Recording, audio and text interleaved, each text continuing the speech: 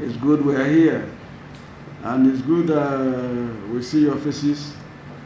I heard that some of you went to Kaduna, and that's why you couldn't come for the battle and the war of Kaduna, which we have effectively conciliated today. And so you're welcome back from the battlefield. And we congratulate you, no broken head, no broken face or fracture of any leg or hand. So you're welcome. We are here also to continue from where we stopped last time. This meeting would have held on Wednesday, but we got information that you wanted to be excused. No, Tuesday, isn't it? Tuesday, to be excused because you were on operation there in Kaduna. And we are no choice than to oblige you. We also thank the speakers for making our time to come today. That looks like our final day, because whilst you did not appear, we were in touch with you. We were also in touch with the Presidential Committee, Implementation Committee. And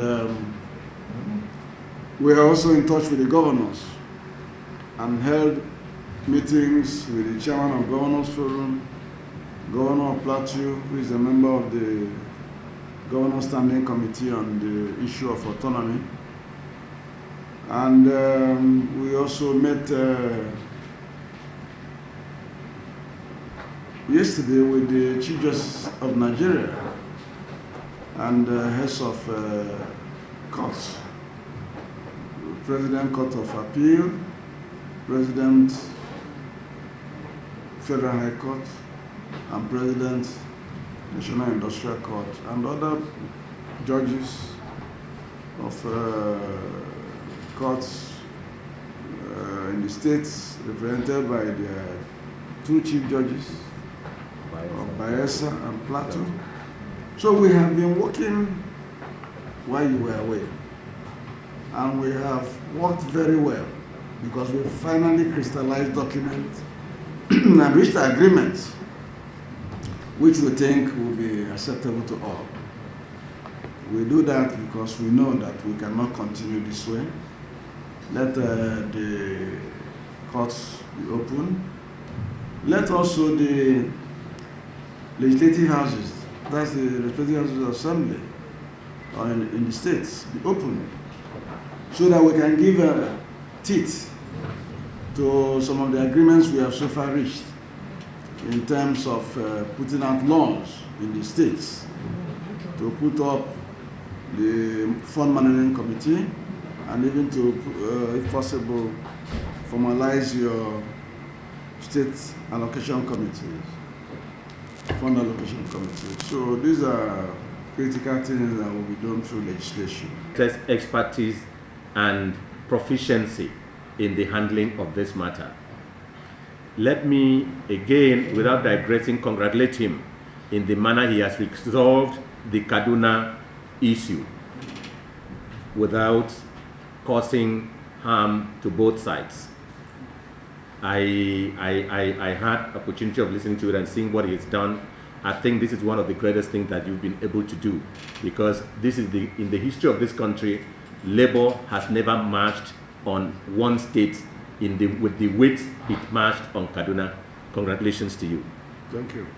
Now, for the handling of the PASAN issue, I want to thank you so very much, because in this matter, you've become a judge, you've become a lawyer, you've become an accountant, you also brought your experience as a governor of a state. And fortunately for us, we came to lie on the feet of a person who practiced this 20-something years ago without order 10. So we want to say thank you very much, and we thank God for making you the minister at this time on this matter. 17 years ago. 17 years ago, you were a governor, and you acted, exactly the thing that is in Executive Order 10 is what you practiced. And in drafting and bringing out what we have agreed, which is the which we are likely to sign today by God's grace, you brought all your experience to bear. So we want to thank you. to the labor unions and all the parties to this agreement. In the course of conceiving the agreement, we took into consideration the Constitution. The proposal of the committee, the proposal of the committee, of the Honorable Minister, all were forwarded to you. We had all the meetings with the Honorable Minister and the Ministry and all parties. We forwarded every draft to you. Up to yesterday, we forwarded all the drafts to you and you made all your inputs.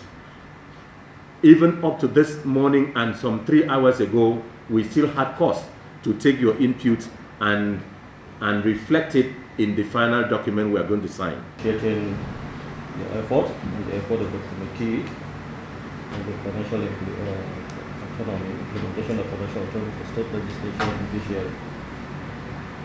So it's been almost 2 years, 2 months of this battle.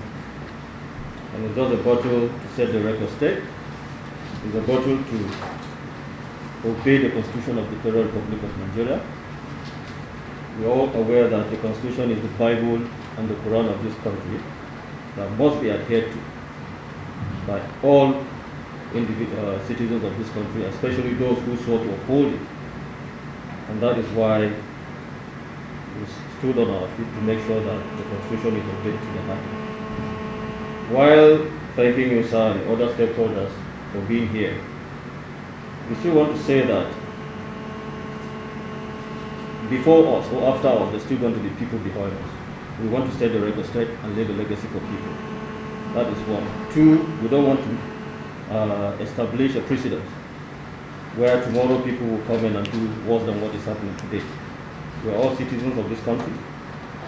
We're all Nigerians, and each and every one of us is saddled with responsibility. This strike is not just about PASAN or JUSUN. It's about the whole country. While thanking you and every other person that's here, let's be mindful that this is Nigeria. And we said that the level of our heroes past will not go in vain. In the agitation of our union, which is sacrosanct, the position of the law to be obeyed, and of course, the history will not forget any participant in this particular story. So we just hope,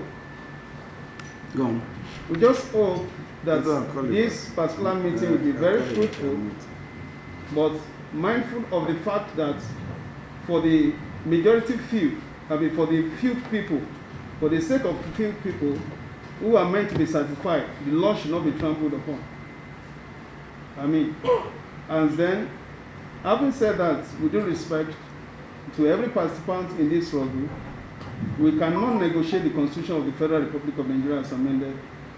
The history will never forget us. So it's not about us per se. It's about the society as a whole. It's about the rule of law.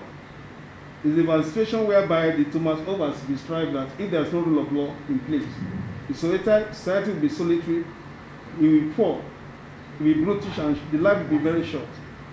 Because people can be killed psychologically. It's not our joy to be on strike.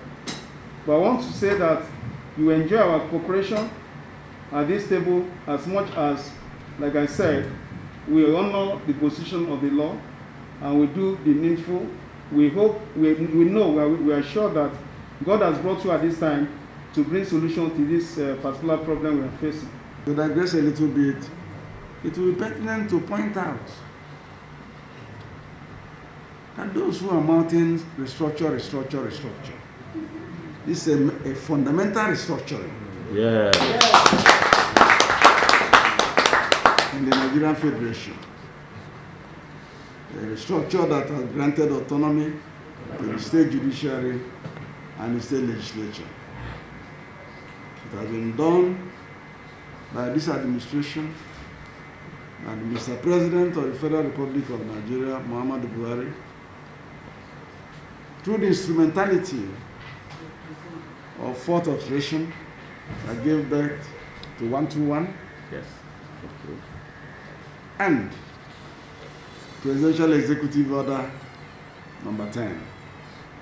and even the setting up of the implementation committee. So we thank everybody who have participated in making this come true.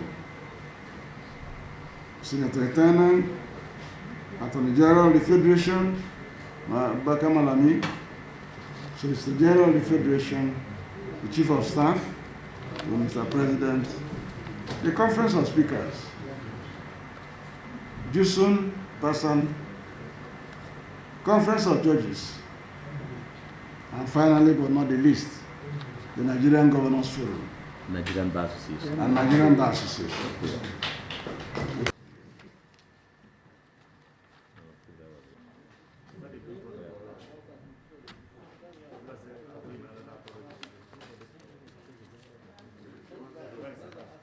When you find out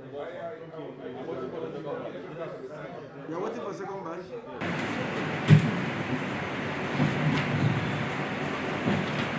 Good evening, distinguished President PASAN.